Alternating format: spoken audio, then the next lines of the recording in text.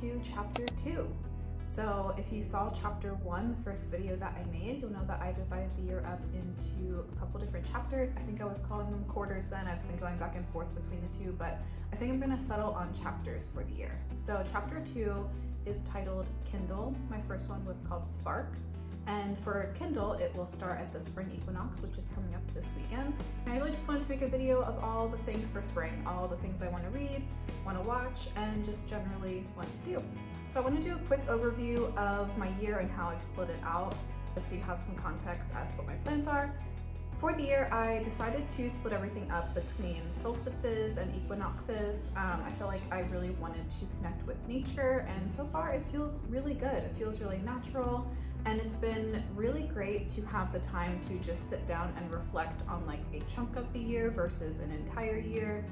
For me, I would always plan out New Year's resolutions at the beginning of the year, like January 1st, and then I wouldn't really break them down into actionable steps to complete them. I would just kind of cross my fingers and hope by the time the next New Year came around, I would have my goals finished. But I think that splitting the year up into different chapters or quarters, whatever you want to call it, is such a great way to plan out your goals. I feel like the first chapter that I'm coming up on the end on right now, I feel like I've done so much more than I normally would at the beginning of a calendar year.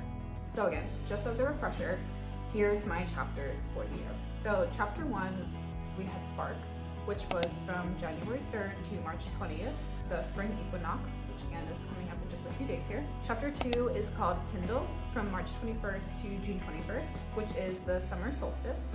Chapter 3 is called Flame, from June 22nd to September 23rd, the fall equinox. And then we have chapter 4, which I titled Fire, and that is from September 24th to December 21st, the winter solstice. And the last one, which I think I'm going to call the epilogue, is called Ember, and that will be from December 22nd to December 31st. So I really did still want to end the year on December 31st. That just feels natural for me right now, but that maybe will change. Okay, so now that we've gone over the general idea and concept of my plans, let's talk about what we're doing for chapter 2.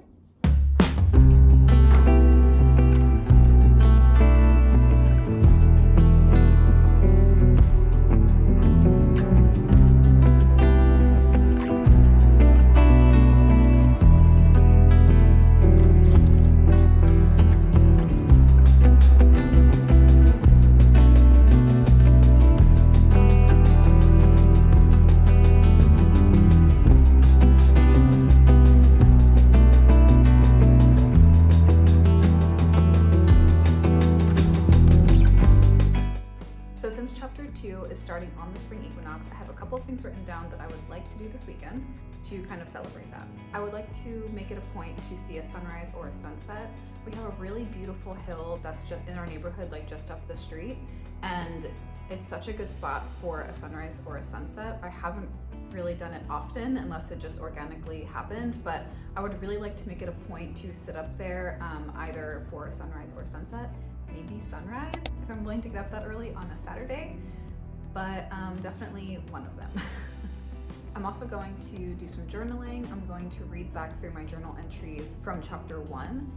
Each Sunday I would do a Sunday reset and reflect on the week, journal a bit, and I would just put like what my goals were, what I've accomplished, and I would even just write like what I was reading that week, what I was watching, what I was listening to. So I'm going to read through all of those just as a nice refresher of what I did for chapter 1 before I start journaling for chapter 2. And I'm obviously going to write down all my goals for chapter 2 so that they are there to reflect on when I start chapter 3. And also I'm going to do my chapter 2 painting, which will be of the stork. You might have seen in some of my videos, I have a stork that lives just across the street from me up on a telephone pole. She's a big, beautiful nest out there, and I can see it perfectly from my bathroom window. So I have a couple pictures of her out there, and I would like to do a painting of her. Last painting I did for chapter 1 was the sheep on the snowy hill.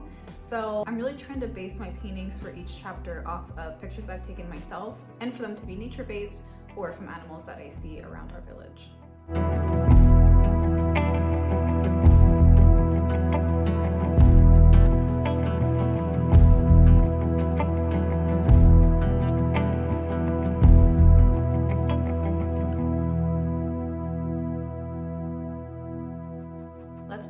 about books to read in the spring. I'm going to first go through the ones that I physically have in front of me, and then I have a list of ones that I don't have and plan on reading or are audiobooks that I recommend. First, I have a book called The Happiness Year, and I actually forgot I had this until I was sitting down and saw it next to me here. It goes through each season and tells you what you can do to celebrate each season. So I'm going to read the spring section for this weekend, since it's the spring equinox. I'm going to continue to do that as part of my rituals for each chapter. This next one is part of a series. I don't actually own the book for spring yet, but if you've seen these books, there's a series of books by Laurie Gilmore, and they all take place in a town called Dream Harbor. It's really cute, it's really cozy, and it's just such a good chaser book between like heavier books. There's one called Strawberry Patch something, I forget what it is, and I don't own it yet obviously, but I'm planning to get it soon, and that I think would be a good spring read. Okay, next up I have The Secret Garden, and it is illustrated by Mina Lima, which is like my favorite illustrator. They have a bunch of books. They're known for illustrating all of the things in the Harry Potter sets, so like the Quibbler and the letter that Harry gets, anything that you see in the movies that needed to be illustrated or designed, they have done. And then they also go through and illustrate like children's classics. So this is The Secret Garden. It's so beautiful, it's so well done, and it's really interactive. So you can see there's illustrations on almost every single page. And then throughout the book, there's also pop-ups and things that you can pull out too. And this is definitely one of the books I would like to finish for spring. Okay, next I have a classic. I have Emma by Jane Austen. I have not read any Jane Austen books. I feel like I'm really behind with that. I just went to my local library and found it this week, so I haven't started it or anything, but I feel like it would be a really good read for spring. I don't know if I'll like it. Like I said, I haven't read any Jane Austen books or really any classics in general, so we'll see. I would like to finish it though, because I know there's a bunch of movie adaptations of it, so I would like to get it done before I watch any of those. I was also thinking that it would be really cool to start a magazine subscription, but I'm in Germany and I don't know what English magazines I can get here. I have not looked into it too much because when I went to the library, I saw there was a magazine section, and I was thinking that is so much easier than dealing with like a whole subscription service. And I found one that talks about Jane Austen. So I thought it was really fitting, since I was checking out the Jane Austen book, that I also get this magazine as well. This next one I just got in the mail this week. It is called And the World Spins Anyway by Georgie Jones. She's actually a TikTok creator. I don't know if she's on anything else. I have found her on TikTok organically though, and she does a lot of like spoken word poems and short stories and stuff, and they always just make me feel so good. I had no idea that she had a book until last week, and I immediately ordered it. So I thought that this would be a nice way to start off my morning when I'm drinking coffee or something, to just open this up and read one of her poems or short stories.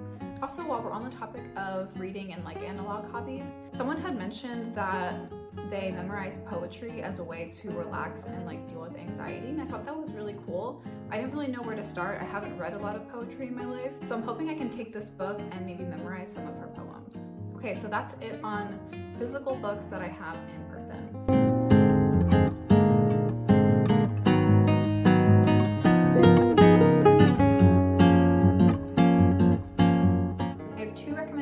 For audiobooks to listen to this spring. Number one, most importantly, is Project Hail Mary. It is the best audiobook I've ever listened to, and the movie is coming out this weekend in the States. It actually released early in our local theater here in Germany, so I did see it last weekend and it was so good. I'm seeing it again in like 2 weeks. But the audiobook is absolutely incredible. I highly recommend listening to that book before you see the movie. It is really the only book that I'm like, you have to listen to the audio version of it. Don't even bother reading the book, just listen to the audio version of it. It's so well done. And my next audiobook recommendation is Yes Please by Amy Poehler. I listened to this last year. I remember going on a lot of walks in the summer and springtime and listening to it. It was mostly about her life, and it was just really lighthearted and fun in like the Amy Poehler way that she is.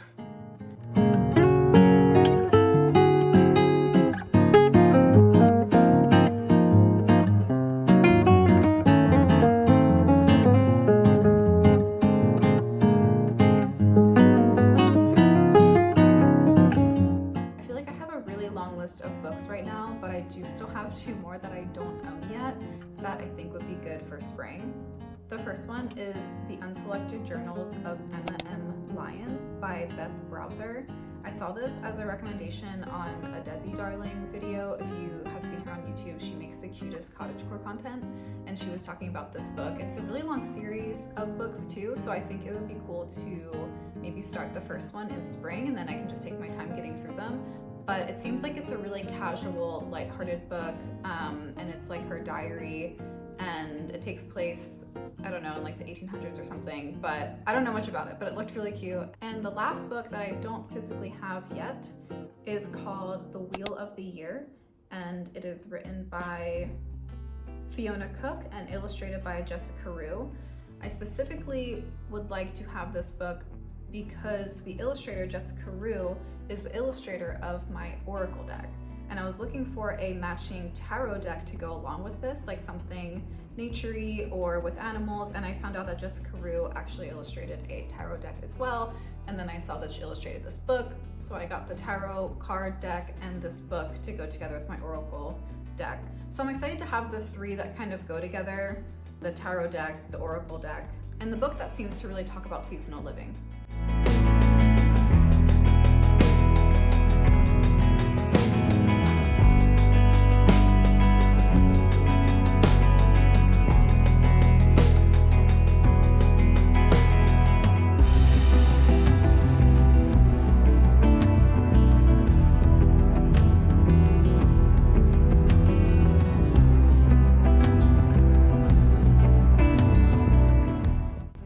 Topic is movies and TV shows. So first things first, if you do finish the Project Hail Mary audiobook, you'll have to go see the movie. And that's all I'm going to say about it. I'm done talking about it. For the category of movies that I've seen that I would like to rewatch this season, I have You've Got Mail. I feel like that's a classic, of course. Irish Wish with Lindsay Lohan came out on Netflix, I think last spring. I remember really liking it, so I think that'll be a good rewatch. Leap Year with Amy Adams. And the TV show Shrinking that I've been watching, it's releasing an episode each week right now. It really has such a good representation of what a community can look like. And although it has really deep and emotional topics, it also has so much good humor. It's from the same writers from Ted Lasso. So if you like Ted Lasso and that kind of vibe, Shrinking is a great fit.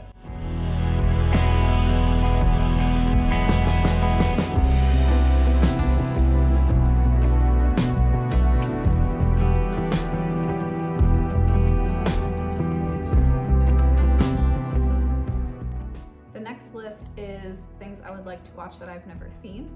The first one is Secret Garden. I think the 1993 version is the way to go from what I understand. Again, I would like to finish the book first and then watch it. The 1993 version has Maggie Smith and Colin Firth, so it has to be good. Next up is Emma. Again, if I finish the book, it would be great to see the movie afterwards. Next, I have Everything Everywhere All at Once. This has been recommended to me for so long by so many different people, and I just haven't got around to watching it yet. I don't even know if that's like a spring vibe, but I just really need to get around to watching it. And then the last one I have is The Personal History of David Copperfield with Dev Patel. It looks cute. I don't really know much about it. I'm really just going in blind with that one, but it looked like it would be a good spring watch.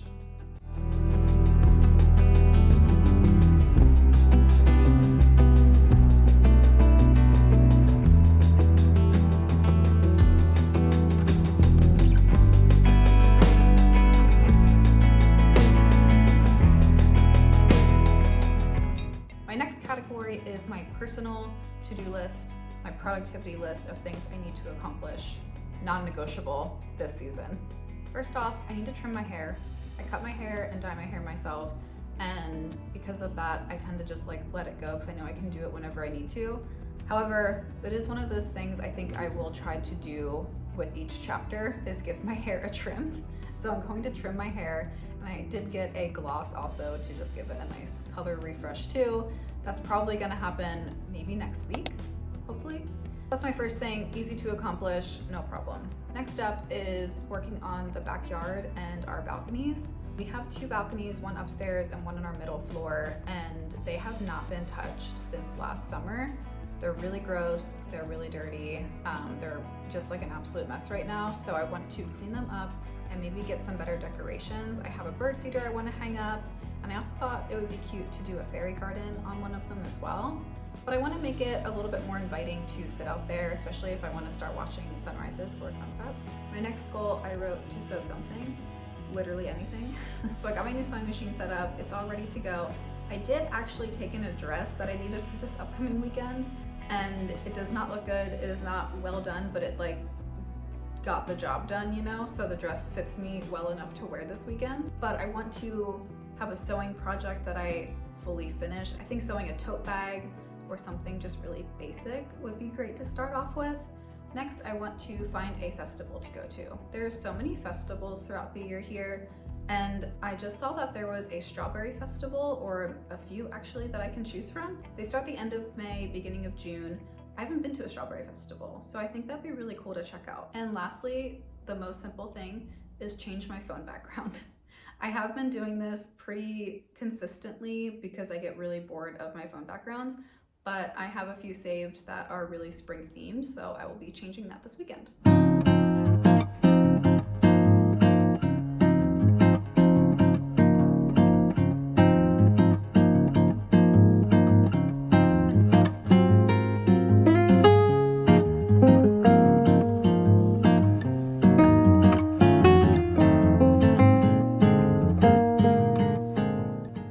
Okay, my last list I think is the most fun. And it's just a list of whimsical things to do for springtime. And in my phone, I have all of my lists, like my to-do list and my goals and things like that. And I'm just calling this one a menu. So the idea is that if I have some free time or a free weekend, I can just look at my menu and pick and choose a couple things to do. I spent the week watching YouTube videos and looking at Pinterest to kind of gather ideas, and these were my favorite ones. First off, we have fairy food, or just like aesthetic food in general. I've seen some girls like use chocolate molds and they'll put butter in them, or cute cookie cutters, things like that, super easy. I want to work on trying out different hairstyles. I always have my hair down like this, like a ponytail gives me a headache after some time, so I want to try using my claw clip a little bit more and braiding, things like that. Next up, I have watercolor. I have all the things I need for watercolor. I know I mentioned bringing my watercolor set to the park. I think that would be cool to do. I really have everything I need to do it, so why not? Next, I have nail designs. I usually paint my nails just basic colors, but I think it would be fun to just try out some different designs. I'm not one to get my nails done. I've tried it, but I just use my hands too much to like create and paint. So I will be doing it myself, so the designs will need to be simple.